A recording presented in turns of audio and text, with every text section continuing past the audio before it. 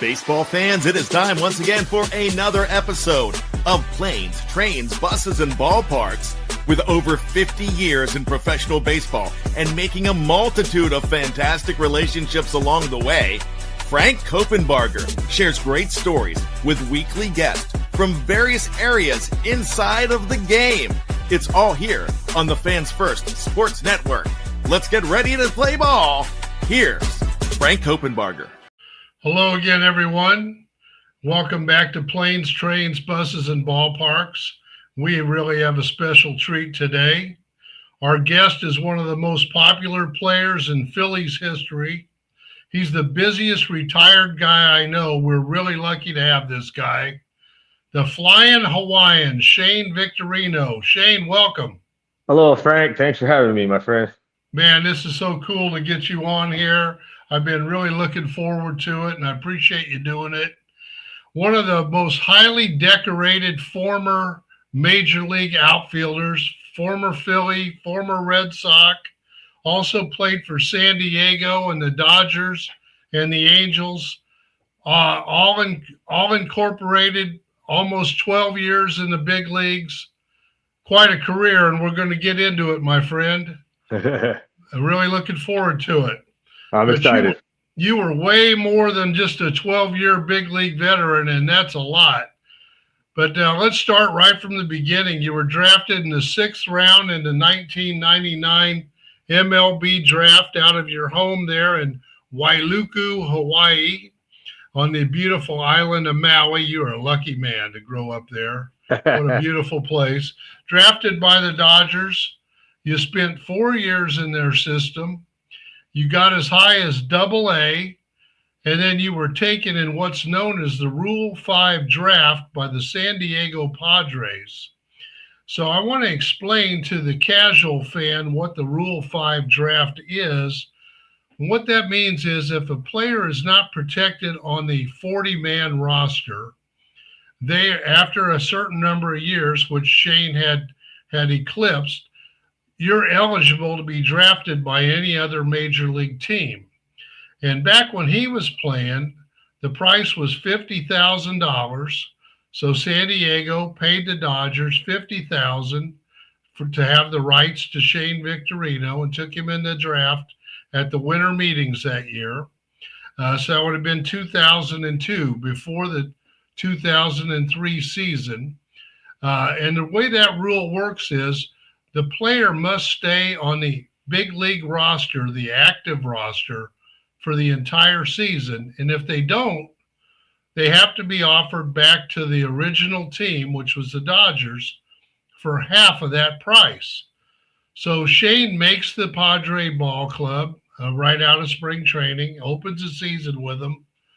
But in late May, they make some roster moves and they decide to make him available to go back to the Dodgers. The Dodgers took him back. He went back there, spent basically the next 2 years in their farm system, finished up there in Las Vegas. And I'm assuming that's where you met your beautiful wife, Melissa, when you were playing for the Las Vegas team. And I might add that, yes, Shane's from Hawaii, and his wife's from Alaska, and I'll bet that combination doesn't happen very often. No, it doesn't, for sure. So anyway, he plays those 2 years with the Dodgers in the minor leagues. Once again, he's not protected on the 40-man roster.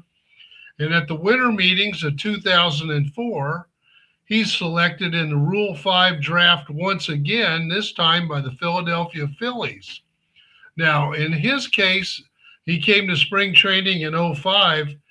He did not make the opening day roster with the Phillies, so as the rules go, had to be offered back to the Dodgers. This time, the Dodgers declined the opportunity to take him back, and boy, what a mistake that was. He was going to make him pay for that, and we're going to cover that here in a little bit. But anyway, Shane went to the minor leagues with the Phillies, went to Scranton Wilkes-Barre, and he tore it up. He was the International League Player of the Year, the most valuable player in the league. made the league all-star team, and got a September call-up with the Phillies. By 06, you were a starter by the middle of the season. After Bobby Abreu was dealt, you were a starter in the outfield, but not in center field. Playing right field at first. Aaron Rowand was out there in center field, and after he left after the 07 season, you took over patrolling center field, and starting with 2008, and that became quite a great year. But to revert back to 2007 just for a brief second, your knack for coming through in the big moments happened on a really magical day. They had Shane Victorino Hula Figurine Day at Citizens Bank Park, and the game ended on a walk-off home run by who else? Shane Victorino.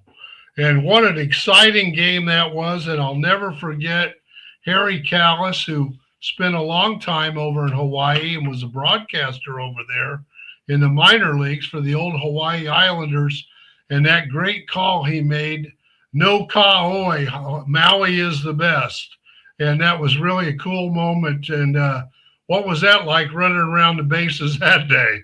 Oh man, it was amazing.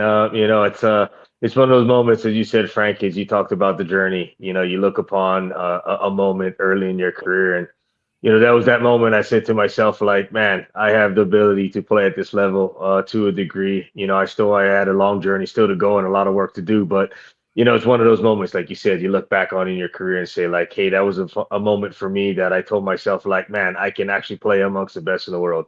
Yeah. Well, and none of it came easy to you in the beginning, and you had to work really hard to get there.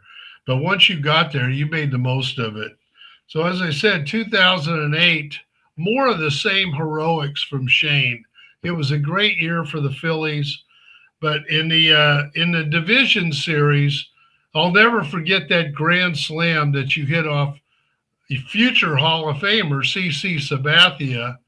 And I think you guys kind of work together now in the Commissioners Ambassadors program. So he has to look at you all the time. But when you hit that grand slam, I don't think I ever heard Citizens Bank Park any louder than that roar. That was kind of a defining moment in that division series, I would say.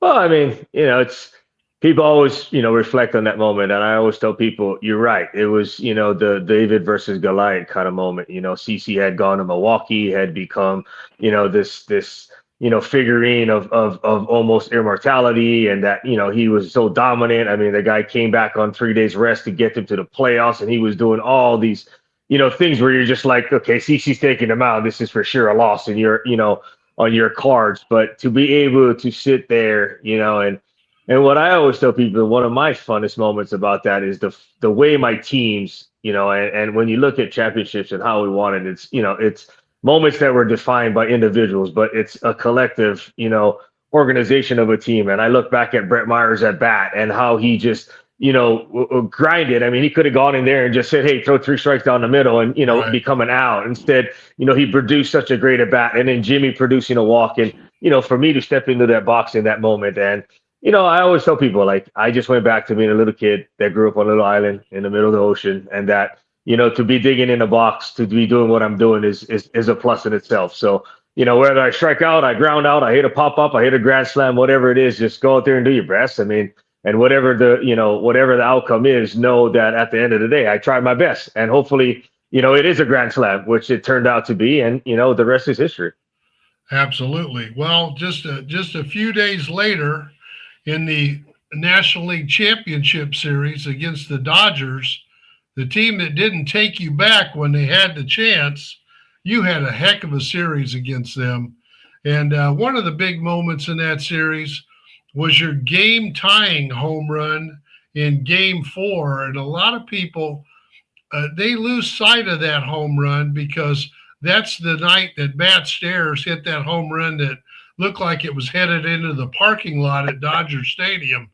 But without your game-tying home run, that home run wouldn't have been very significant. So you deserve an awful lot of credit for that. And I'm sure the Dodgers were regretting not taking you back when you were going around the bases there at Dodger Stadium, for sure. Don't think that every moment through that series I didn't want to make them feel it. Because as you said, it's a childhood dream to get drafted. Won by a team that was on the West Coast in the Los Angeles Dodgers, which growing up in Hawaii, a lot of people were fans of. So all those kind of things, and you dreamed of always playing for the team that drafts you and getting to the big leagues with them. And unfortunately, it didn't happen. And as you said, through those moments, yes, I definitely put that in the back of my mind that, this was an organization that didn't allow me to go out there and show my ability to play the game of baseball. And so, well, I wanted to make sure that they felt it. They did. So 2008, a magical year for the Phillies, World Series champions. Shane, what's your favorite memory of that year or the World Series? If you had to say one memory, what would you say?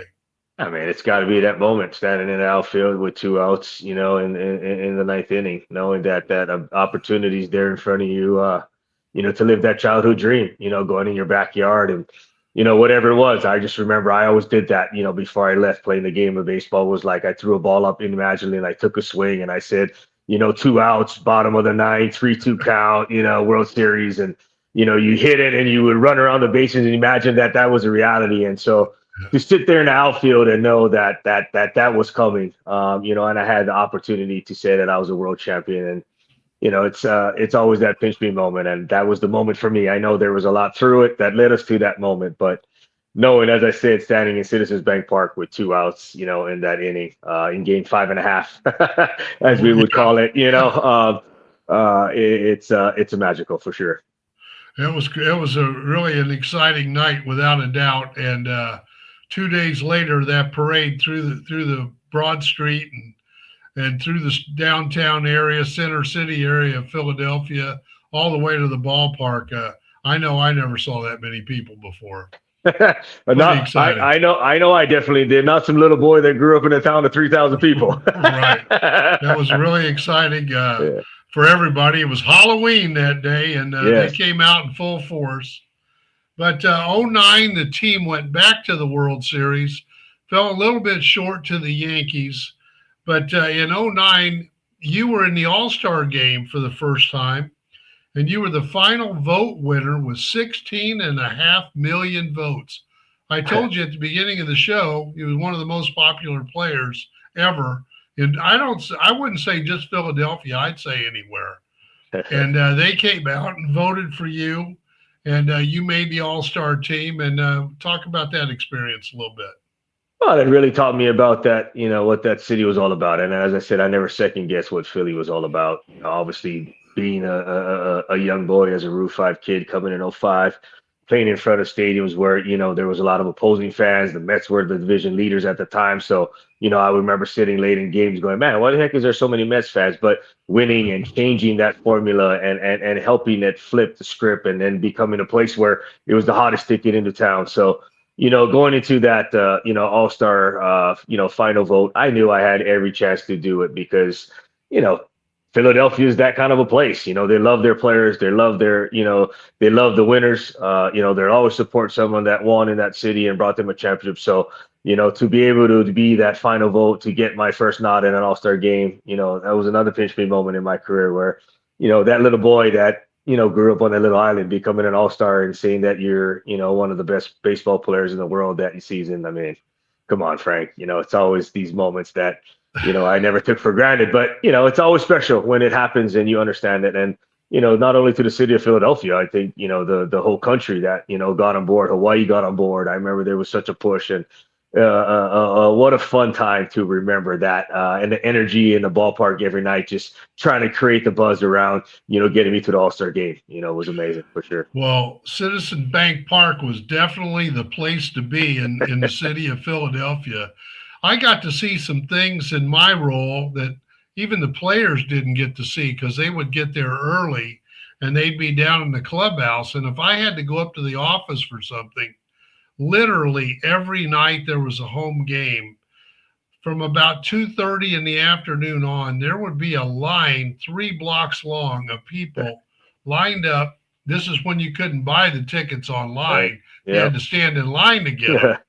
they were lined up for standing room only tickets. They just wanted to get in and just be a part of the atmosphere. And it was really a special time. Yeah, gives me chicken skin, as we call it in Hawaii, or goosebumps to just think, like you said. It's every night I knew I had that force behind me when I dug into the batter's box or I took the field. And it was, it's definitely a special feeling.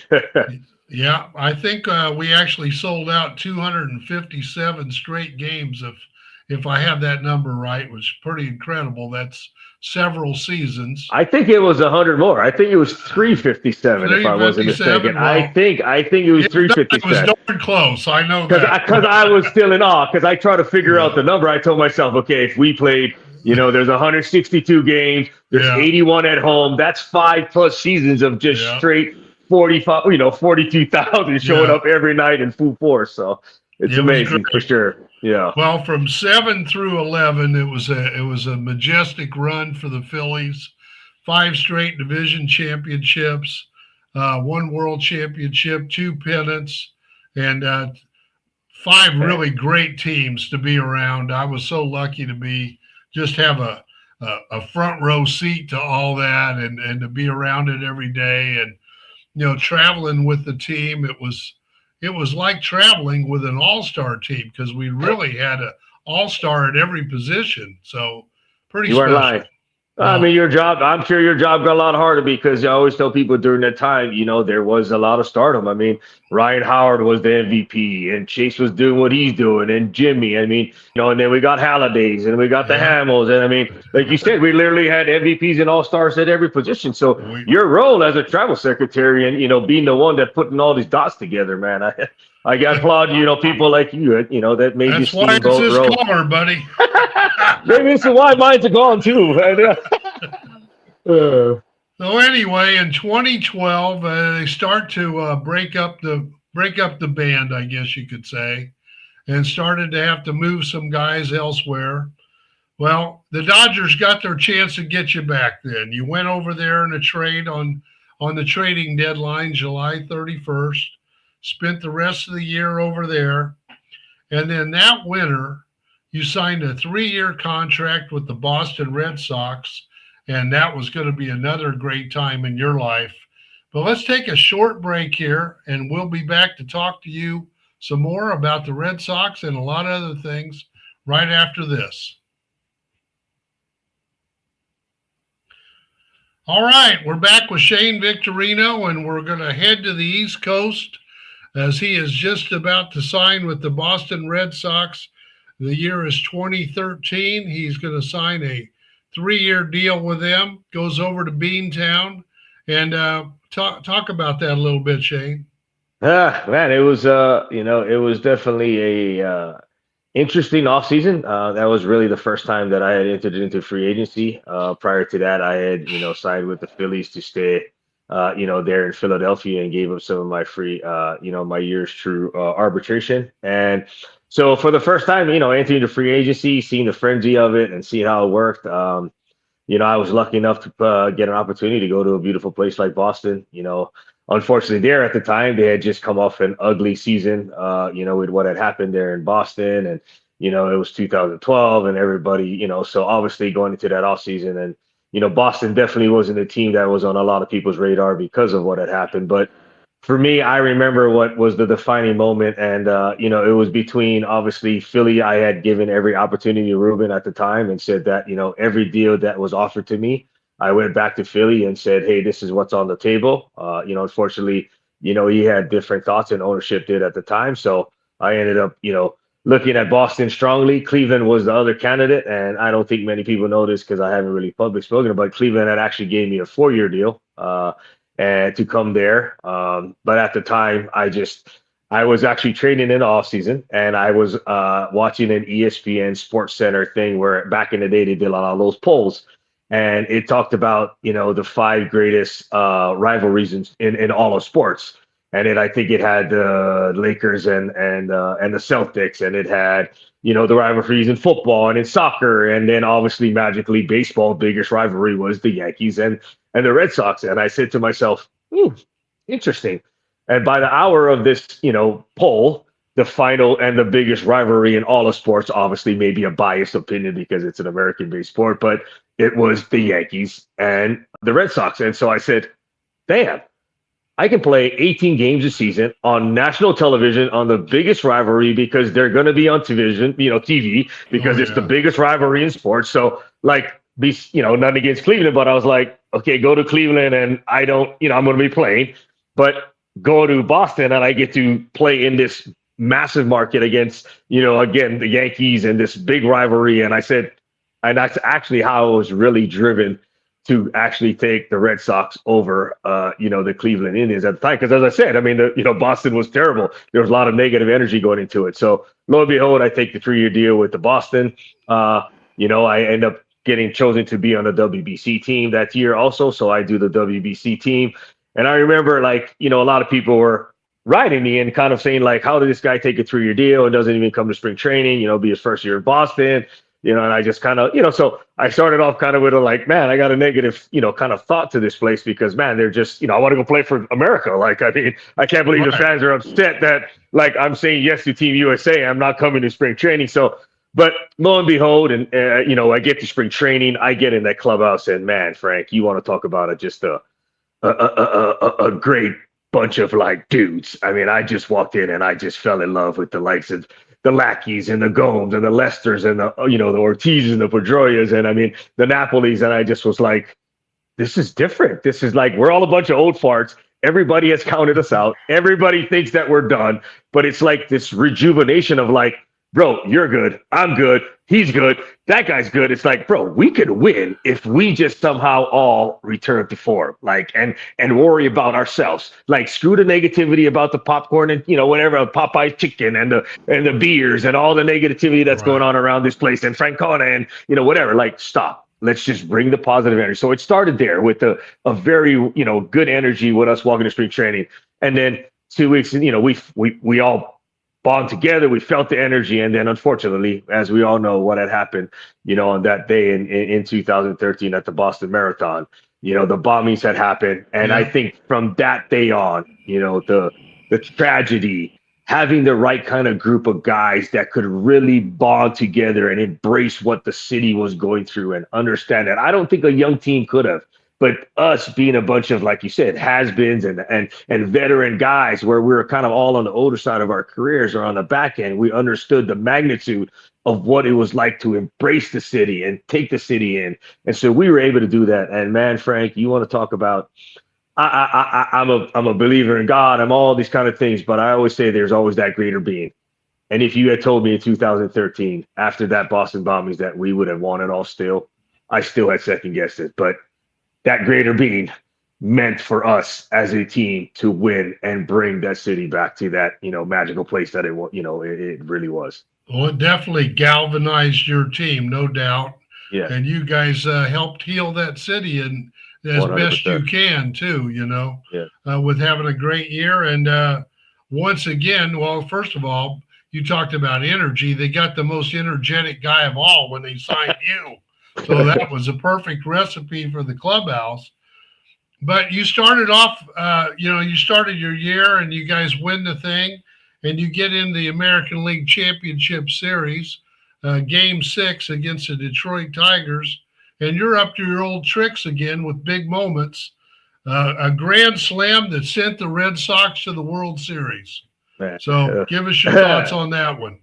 Again, Frank, as I said with the CC moment, I understood how lucky I was, how blessed I was, to put on a big league uniform, to go out and play the game that, millions and millions of men, women, whatever, dream of playing and never getting an opportunity. So, go out there and do your best. That's all I always try to do, Frank, as you know. It's and the greater being blessed me with the opportunity to come out on the positive side again, to be at that time one of only 2 players to ever hit 2, or have multiple grand slams in postseason history.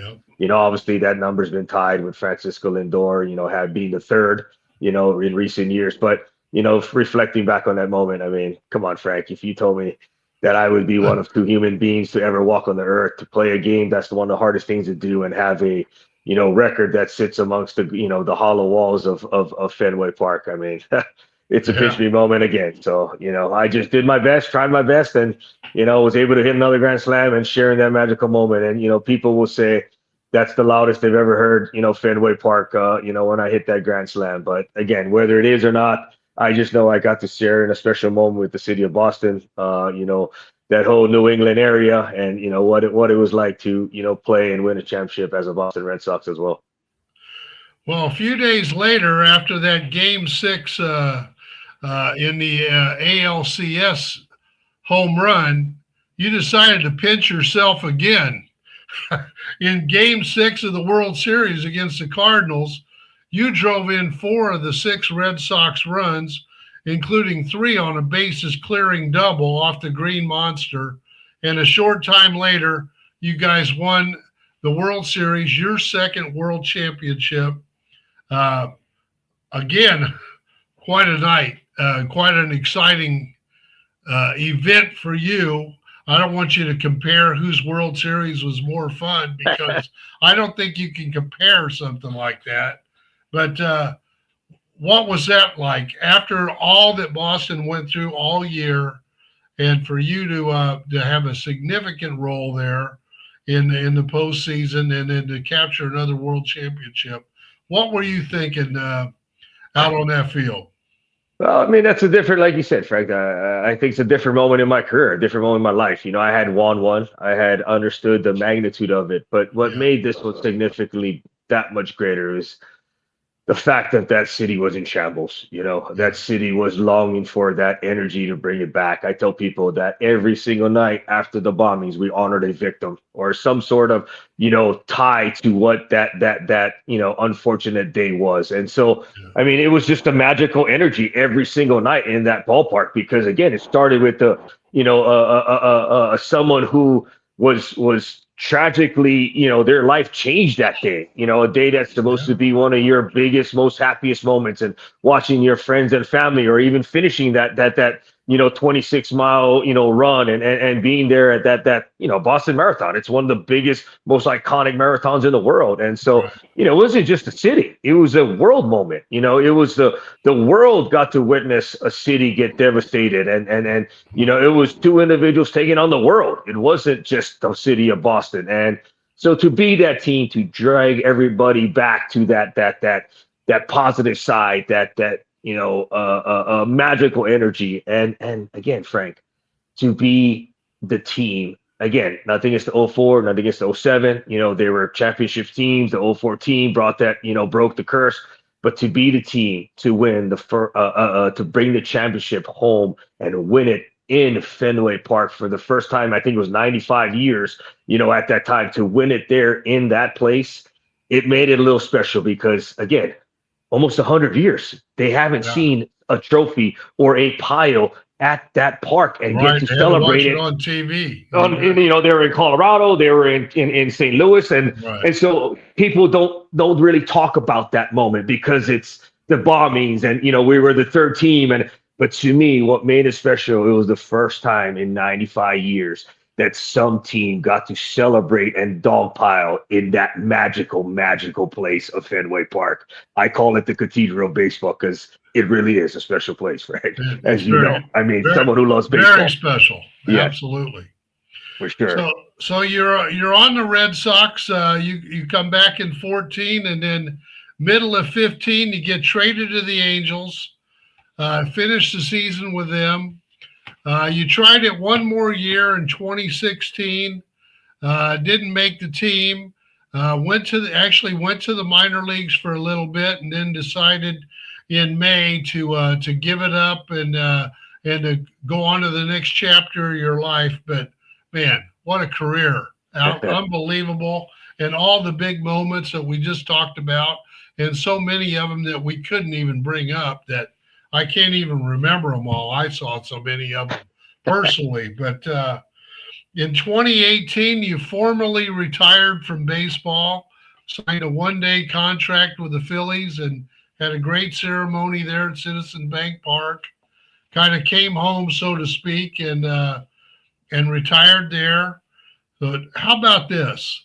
On the field, your on the field accomplishments, there are too many to list, but the main ones. two-time World Series champion, two-time MLB All-Star, 4 Gold Gloves, and you're just as big off the field. And we're going to cover that now, but what a marvelous career you had. Thanks, and you were Frank. so much fun to be around all those days. You know what? I got my favorites, and you were always one of them. We had a lot of fun together, a lot of laughs. And, I invited a couple ball players to my wedding, and Shane was one of them.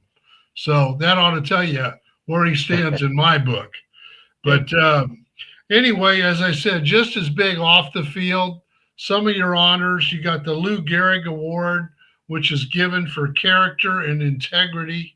That definitely describes you.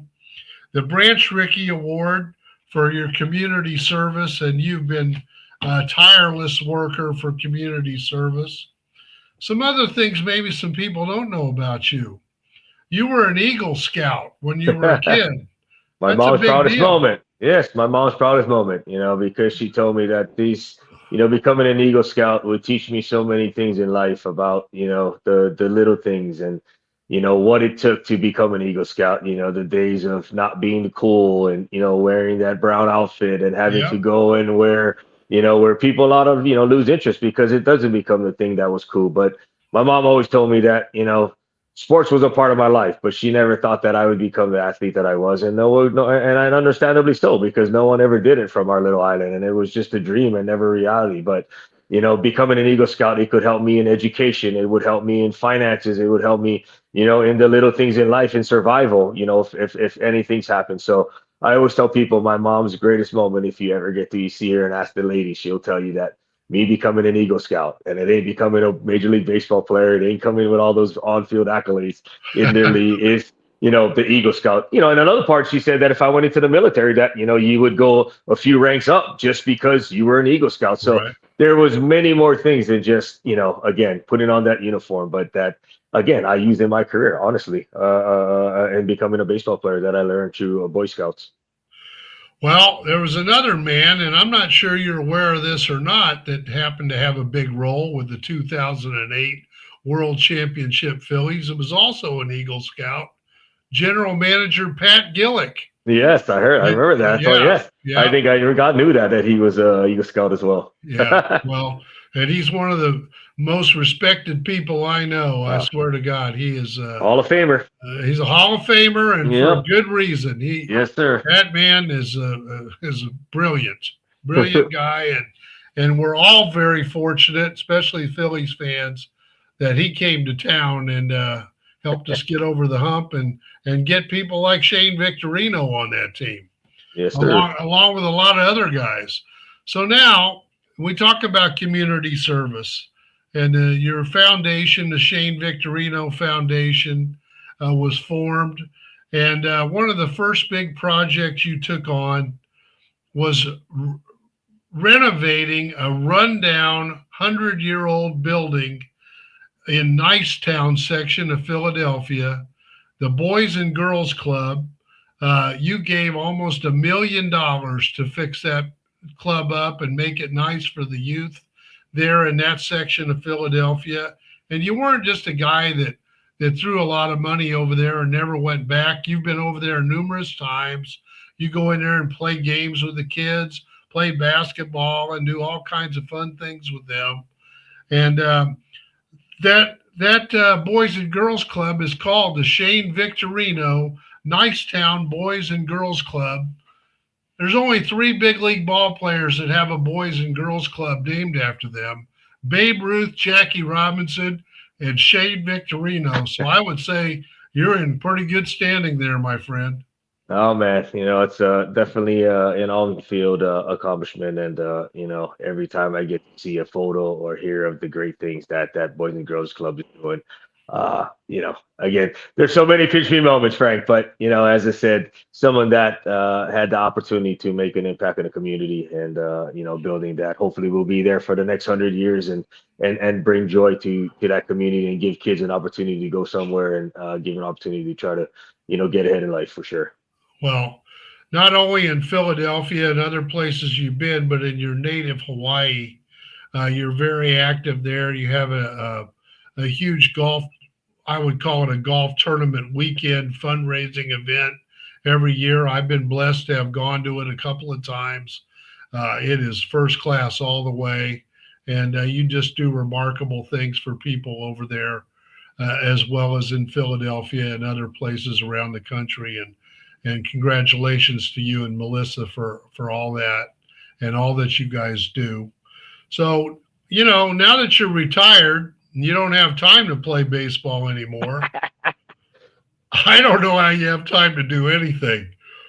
2 or 3 years ago, you started to start playing again. You played a game or two with the world famous Savannah Bananas. And the last 2 or 3 years, you've appeared in a game or two for them. This year, you've moved on now. I guess you're getting older. Now you're what they call a prime coach. So Prime manager, they're called. That's what. Oh, I'm sorry. Excuse me. Well, that's what happens to players when they get old. They become coaches and managers. So you are the prime manager for the Loco Beach Coconuts, one of the new teams in banana ball. And your good friend and former teammate Ryan Howard is the primetime manager of the Indianapolis Clowns. But talk about how this all came to be here, your role with the Loco Beach Coconuts. Well, you Loco talked about means that. Crazy, by the way, for you folks that don't understand Spanish. That's exactly. So it's basically Crazy Beach Coconuts. But Right. No. So the moral of the story is, and I tell people this is kind of one of the funniest things, because how it all started was when the Bananas were coming to Vegas, I think in 2023. I had, I always think Kingston and all his teammates were 12 at the time. And, I had social media, but I didn't understand what the Savannah Bananas were and what they were doing and who they were becoming. But all the kids were. So they would come to practice and they would just be talking about these Savannah Bananas and they would start doing these trick plays. And I was like, wait, man, you guys got to stop. And so I kind of started to look at what Savannah Bananas was all about and banana ball and understanding what they were doing. And so I said, you know what? The kids all wanted to go. So I was like, I got it. I'll get tickets. It's here at the Las Vegas ballpark. Been here for, 18 years at the time or whatever. It's been here for a while. So, I got every connection. So yeah, exactly that laugh. And so I start on the journey, and I'm reaching out to this guy, tickets, this guy for tickets, or that person. It's all like, I got nothing. And I'm like, okay, man, time out. What is going on here? So lo and behold, I said, I saw Johnny Gomes had participated. I think Jake Peavy, Guthrie. So guys that I played with. And I was like, I think I reached out to Johnny Gomes and I said, Johnny, my God, what is going on in this Savannah banana stuff? All I want is 4 tickets to the game here in the Las Vegas ballpark. I can't figure out how to get 4 tickets. He goes, I got you. I said, he's like, I'll put you in contact with Jesse, the yellow suit guy. But just be prepared, Shane. Like he'll help, but he always wants us to play. Like, so if you're gonna, he's gonna give you 4 tickets, he's gonna want you to play in the game. And I was like, Johnny, you had to earn your way in, see, or whatever. I was like, Johnny, I haven't even played baseball. It's an 18. Like I'm done with baseball. I haven't seen a live pitch. I haven't swung a bat. I'm into golf now. Like no way.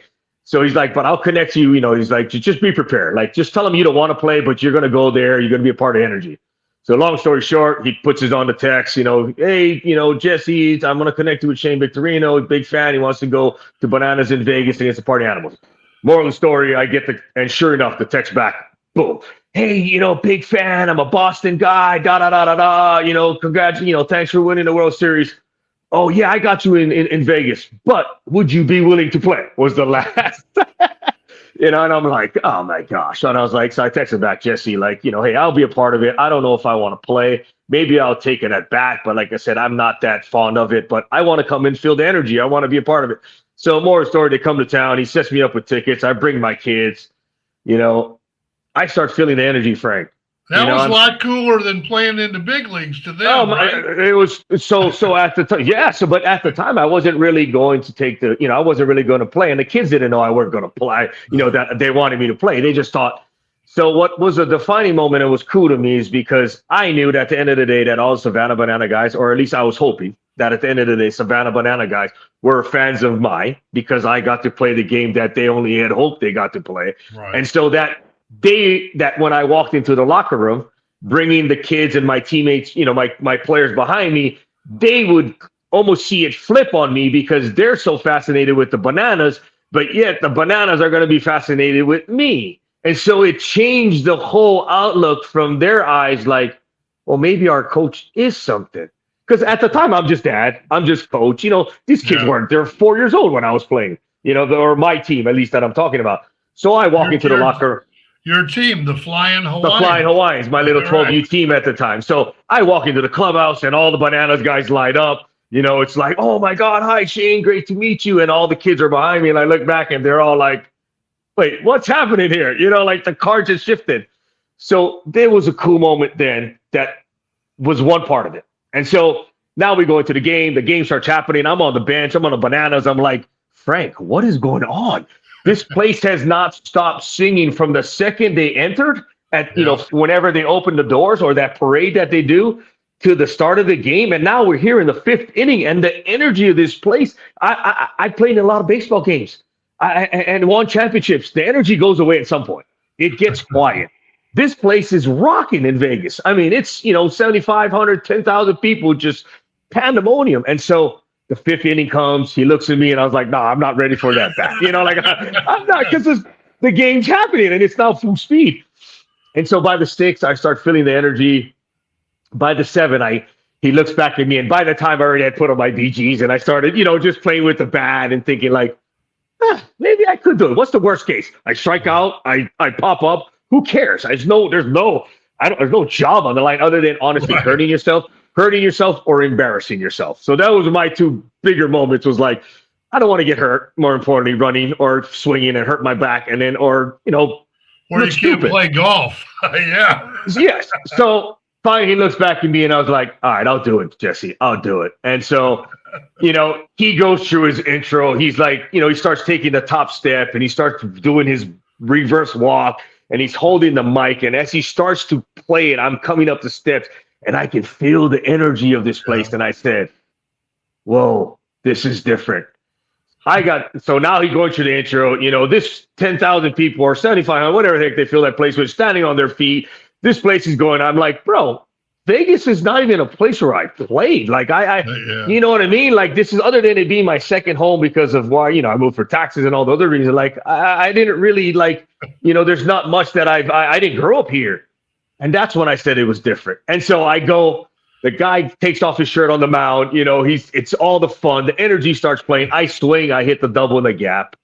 I run it around the bases. I win the inning, Frank. It was one of those moments, the whole place is on its feet, and I won the inning because in banana ball, when you score one more run than the other team, you win the inning. Right. So the whole team comes out. We're all at second base. We're doing like it's a walk-off.